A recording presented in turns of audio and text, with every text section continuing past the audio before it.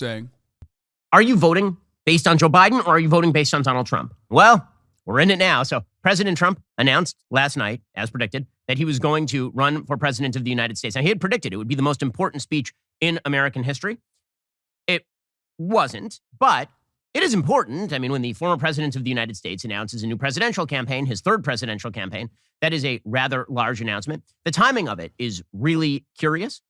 It's strategically strange. Let's put it that way. Because if you are Donald Trump, what you really want to do is clear the field, right? But if you do it too early, and there are more than 700 days until the next election, this gives people a lot of time to get very tired. And this is the real enemy for Trump. The real enemy for Trump. Why?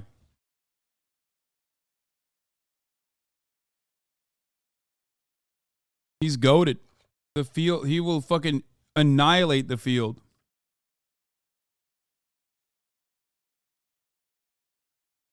That's when he's best. Is that people become exhausted. This has always been the big problem for Trump. I don't know if Ben recognizes, but he was president for 4 years. In 2016, people were not exhausted. It was a great act. In 2017, people were like, okay, well, he's president. This is kind of fascinating. In 2018, didn't work out well in Congress, but his administration was doing a bunch of really, really good stuff. People are like, okay, I'll give him credit for that. And sure, there's some bad tweets. And, like what? And yeah, the media hate his guts. So I'll give him more of a chance. And then 2019, more of that. And then 2020, in the pandemic, I think people got exhausted with Trump. And that is one of the rationales for why he didn't do as well in the election as he should have. And that's why he did not win when running against a person who's actually comatose. Because Joe Biden was more tired than Trump, but he was less tiring than Trump for a lot of Americans. In 2020, Donald Trump exhausted a lot of people because he was on the TV every day talking about COVID, because he seemed to be sort of all over the place in his approach to that, because every day was just revolving around him. And so the election was a referendum on him. And meanwhile, Joe Biden went back to his coffin in the evenings and during most of the day, and he just slept there. And every so often they would take him out and they would spoon feed him some oatmeal just to give him the nutrients. And then they would trot him out like directly outside of his house in Delaware. They would train a camera on him and he would go, I'm not going to lie. This is low-key kind of true. Like, he ain't wrong. This might be the first time this motherfucker's like had a sequence of words that he put together that's like kind of correct. And democracy. And then the media would cheer. And then he'd go back down into the basement. And so he wasn't exhausting in the same way that Trump was. So the problem for Trump has always been Trump. I mean, the draw of Trump is Trump. And the problem for Trump is Trump. It's nobody else. And the obstacles that Donald Trump makes for himself are the biggest obstacles that he faces, not the obstacles made by other candidates about him. Hillary Clinton tried to make him the object of ire in 2016, and it failed. Donald Trump made himself the object of ire in 2020, and it succeeded. Well, the problem is that if you launch this quickly, I mean, this is unprecedented. I'm not aware of any other presidential campaign, certainly not by a major figure like the former president of the United States, launched about a week after the midterm elections. This is super early. And it's a weird strategy, because if you really are that intimidating, why don't you slow play this thing? If you really believe that simply having your name out there is going to prevent people from jumping in, which, by the way, it might, then why would you launch this quickly? What it sort of betrays is that Trump, his campaign, is very concerned with the possibility of other people getting in. If you watch his Truth Social feed, you see a lot of this, right? Donald Trump is attacking candidates who have not yet announced and may never announce. I'm not aware that Glenn Youngkin is going to run for. He skipped 2018 because that doesn't benefit the narrative that he's putting out there. He's trying to make Trump look bad. In 2018, 2018 overall is like, yeah, sure, Democrats won, but it wasn't the absolute worst. Like, it wasn't a fucking full wash.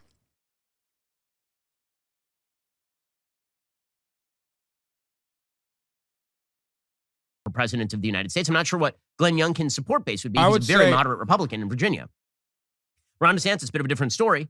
And a lot of speculation that he's going to run specifically because he's termed out, right? Glenn Youngkin is in his first term. Ron DeSantis is in his second term. So that means that no matter what, he's leaving. Wait, what? Why are people saying bro think he XQC? Or XU-monami? Are you guys talking about Ben Shapiro? Wait, why? Because he's... That's the funniest criticism I've ever heard. Why give attention to it? No, because it's such a funny fucking take to say Ben Shapiro wannabe XQC so bad. I love that. Leaving office in 2026 as governor of Florida. So if he's going to go, he sort of has to go. But he's not jumping in right now. And so the question, if you are Donald Trump, is if I jump in, November 15th, 2022. And Ron DeSantis doesn't jump in until after the end of the first legislative session, meaning in like June of 2023. That gives you, by my count, and I'm no expert, but I know how a calendar works, that gives you 8 months to simply be out there saying things. And that's very tiring. It means you're the only person at issue. I mean, if Ron DeSantis just goes about governing and doesn't pay any attention to the stuff that you're saying, and you're spending every day on Truth Social ripping into it. I don't know, man. Trump is popular when he's on camera. He's unpopular when he's not. That's all I've seen so far. Trump not on Twitter, not on camera all the time, losing popularity. Trump on camera all the time, constantly captivating people. Pretty good for him. To him. Is that good strategy? And do you really think that Trump has the discipline not to do that? Now, if Trump spends the next 8 months ripping into Biden, then that would be a durable campaign.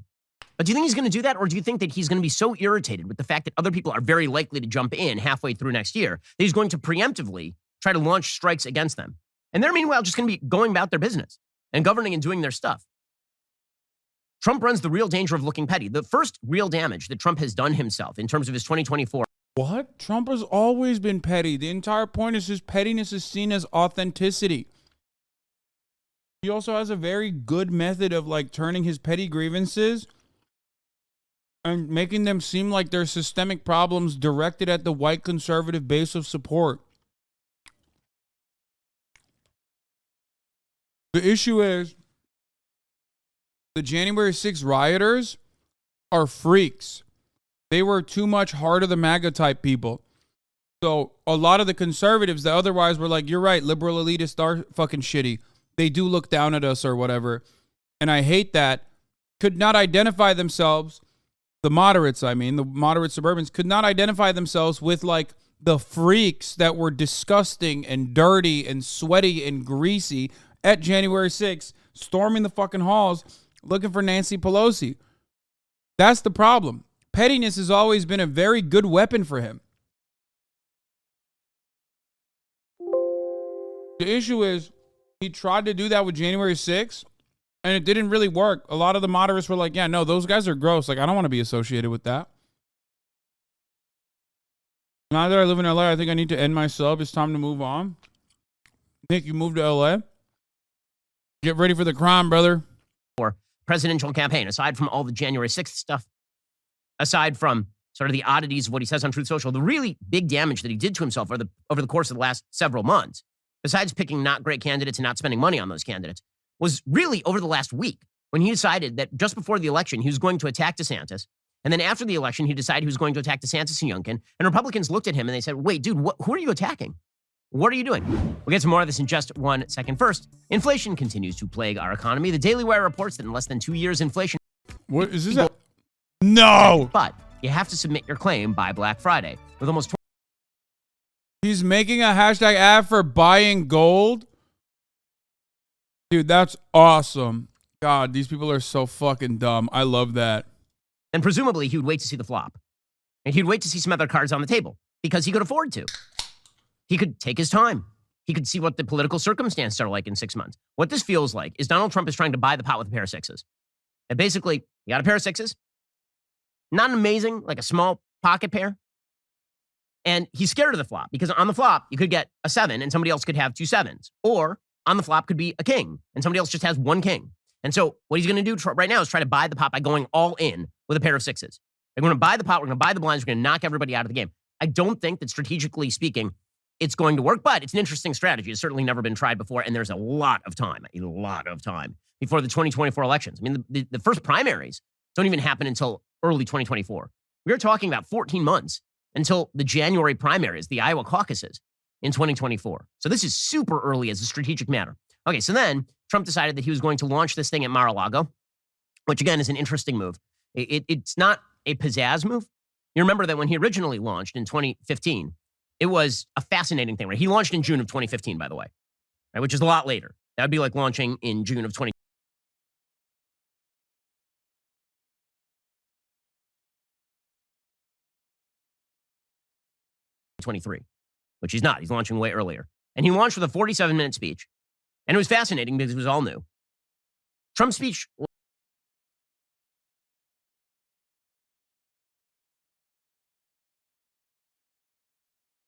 last night was very long, like extremely long, like so long that Fox News actually cut out of it about halfway through because the speech went, I believe, 64 minutes.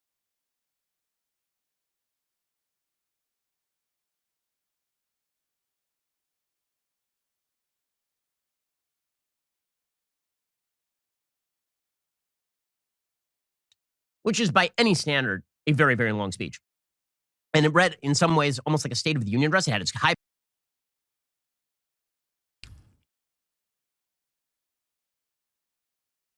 What the fuck's going on? Anne!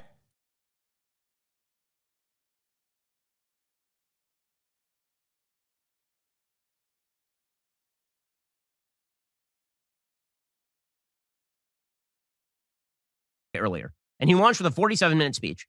And it was fascinating because it was all new. Trump's speech last night was very long, like extremely long, like so long that Fox News actually cut out of it about halfway through because the speech went, I believe, 64 minutes, which is by any standard a very, very long speech. And it read in some ways almost like a State of the Union address. It had its high points, it had its low points. We're going to go through what the president said in relaunching his 2024 campaign. But the optics of it were a little bit strange, mainly because when he did it in 2015 and there was no base of support and he came down the escalator and it was like, wow, I can't tell whether this is cheesy or whether this is brilliant. It turns out that it was quite brilliant optically. Doing it at Mar-a-Lago looks like he's sort of holed up in his house, right? I mean, that's where he lives. It's sort of like me going to my living room to announce that I'm running for president of the United States. Mar-a-Lago, everybody knows that's Trump's area. If you were going to launch a popular movement, what you'd really want to do is do like a giant rally, right? You announce this in advance, like I'm going to announce, and we're not going to have 1,000 people in the room. We're going to have 20,000 people in the room, right? We're going to show the power of the Trump train. This train is going. It has no brakes, as they say. And we have 20, 30,000, like we'll fill a stadium with people who love Donald Trump. And it'll scare the living bejesus out of everybody because we'll be out there with a giant crowd. Instead, he launched it at Mar-a-Lago, essentially in his backyard, in a ballroom with like 1,000 people, all of whom were sort of handpicked friends, including people like Roger Stone, which, again, if you're going to have your campaign supporters, you probably should not try to stack people who are actually have been indicted for crimes, like as a general matter. You actually want kind of the best and the brightest. What? Roger Stone is not the best and the brightest when it comes to like. Dog, fuck you mean? Okay, Trump, like. If Trump doesn't have criminals in his circle, he has nothing. The fuck are you talking about?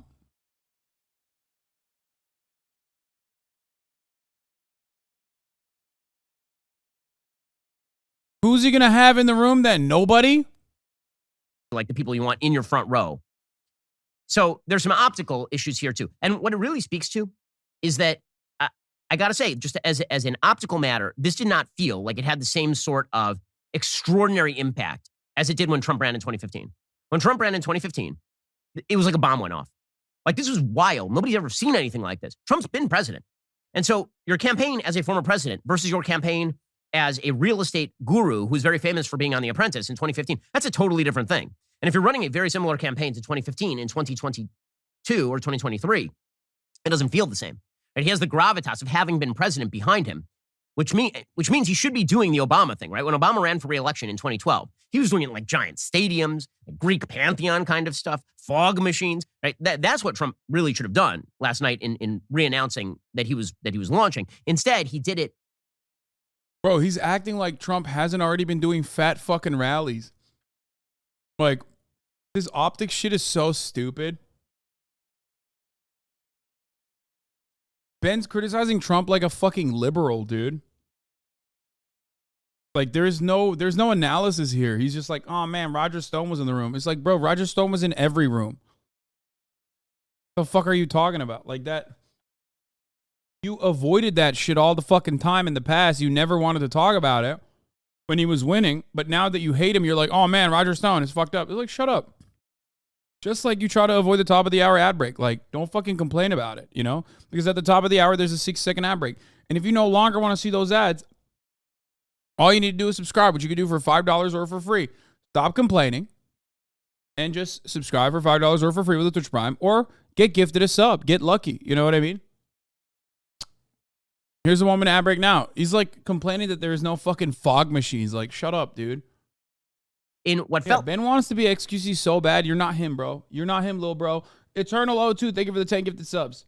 Like sort of the safest and most cautious way. And he read from a teleprompter, which, of course, you would imagine he should do. And it gave everybody who's a big Trump fan the opportunity to say, this is the moment Trump finally became president. Listen, when he was president, I thought the best Trump was teleprompter Trump. Whenever Trump was reading off the teleprompter, I was like, oh, thank God, he's going to say a bunch of useful things. And then when you get off teleprompter, you'd be like, uh-oh, where is this going? I have no idea. Trump got off teleprompter a few times last night, and it was mostly funny. But it didn't feel like top-tier Trump. It just didn't. His energy level was fairly low last night. Subs. He was not out there kind of roaring and growling the way that he typically does. Now, does this mean that he can't win the primary? Of course not. It's just a launch speech. We have a long way to go, and that's the whole point. I think people who are jumping to, he's in, that means he's the nominee, which means he will be the president. That is a lot of steps between here and there, my friends. That's a lot of steps. He's jumping in November. There will be other people who jump in. Bye-bye. Does he have the upper hand? Of course. He has 30% of the base that loves the guy and will walk through fire for him. That gives you a really strong base. And in a divided primary, that could be well enough to just walk right through. That's exactly what happened in 2016. In the 2016 campaign, it wasn't like Trump was walking away with 70% of the vote. He wasn't. He was winning the early primaries with 25, 30% of the vote. It was only at the very end, when the field had basically winnowed down to 2, that he started winning 50% of the vote. But that's enough. Doesn't matter how you win, as long as you win. So Trump does have a solid percentage of the base locked up, for sure. But that doesn't mean there won't be other candidates. There will be other candidates. It's very early. And then if he gets the nomination, number one, we don't know whether Biden's even going to be alive by that point. But number two, even if Biden is alive, it's not clear where the economy is going to be. I wish Tucker Carlson would say some of these truths as well, since they have a bigger audience, but I know they won't. First of all, Tucker Carlson would never say that. Secondly, understand that Ben Shapiro is not speaking truths here.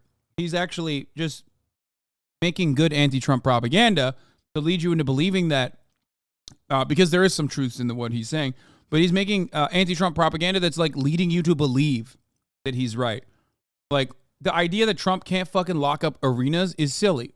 Out of any political candidate out there right now, Trump still is number one in locking up arenas.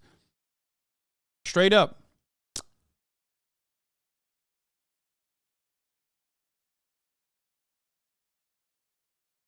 Will they cuck Trump like they did Sanders? No, dude. Donald Trump maintains a larger percentage of like actual Republican votes than Bernie ever did. Bernie in 2016 was an anti-Hillary vote. Let's be real. Make no mistake. It was a perfect opportunity for democratic socialism to be mainstreamed a little bit, an idea that people would welcome a little bit. And that was great for the momentum of the left. But in a country as reactionary as the United States of America, like, most of Bernie Sanders' popularity also came from the fact that he was anti-Hillary. The worst thing that the Democratic Party could have done is put someone like Hillary Clinton up against Donald Trump and also against Bernie Sanders. But it did work in our favor.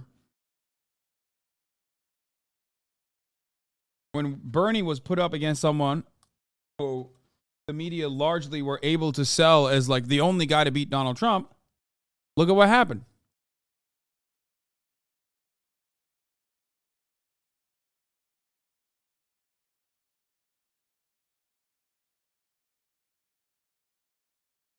Biden didn't even step foot in half of the Super Tuesdays. Biden didn't even step foot in half of the Super Tuesday states that he won. Okay? He didn't even have offices. He got billions of free native ads from the media after his predicted South Carolina victory.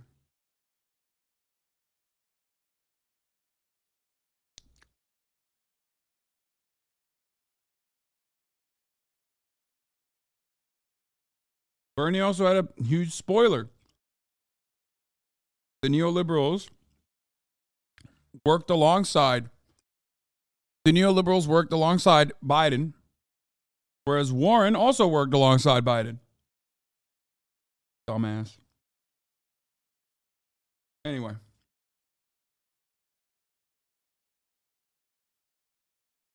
These are important reasons.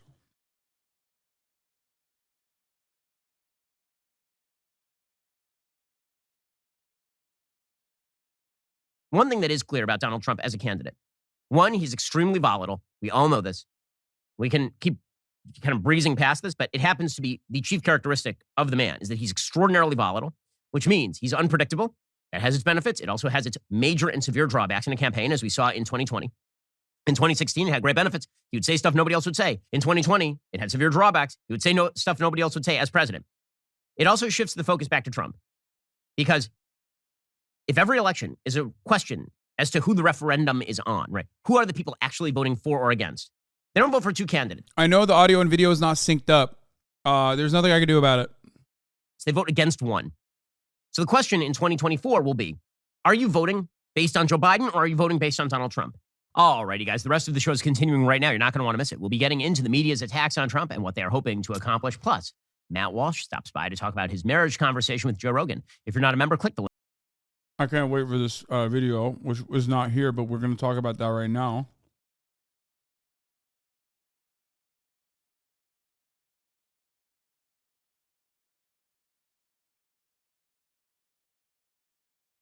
Benihana and Matt Walsh got together and talked about marriage. And you know that conversation was going to be insane. Now, the Protect Same-Sex and Interracial Marriage Act is being voted on in the Senate. Of course, Republicans are, they have enough votes, but a lot of Republicans have voted no because they're fucking racist and homophobic and they're psychotic.